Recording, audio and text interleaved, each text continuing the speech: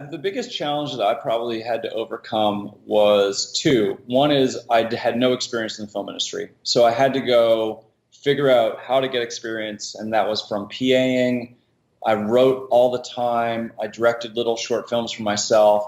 And then I did all that kind of in private so that when the opportunity came to actually make something, and I was lucky, I did the Canadian path where you can get grants from the Canadian Council, Canada Council for the Arts, and the Ontario Arts Council, and I made a short film because I had to build a resume. I had to do something. I had to make something. So that was, I always say to people, the hardest process is going from nothing to something.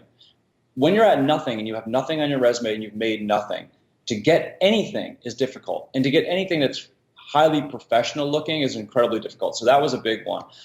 The second one was I made my first movie and it didn't do very well. And that was a massive problem.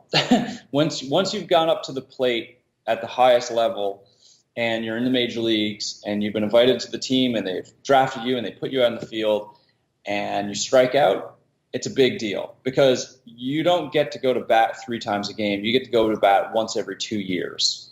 And that's the kind of pressure that sits on you when you're making a movie, and especially a big budget movie. So it was like suddenly I'd achieved something that no one in my position had ever achieved.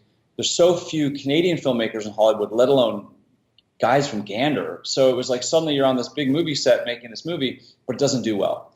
And again, you have to like face the consequences. You have to be honest with yourself, and you have to pull yourself back up and go, all right, I need to do better than this, you know? And I did. I went to prove myself with my second movie, which made a lot of money and was quite successful, that I was better than what my first movie showed. And I just built off of that experience. So those were two instances that were big challenges in my career.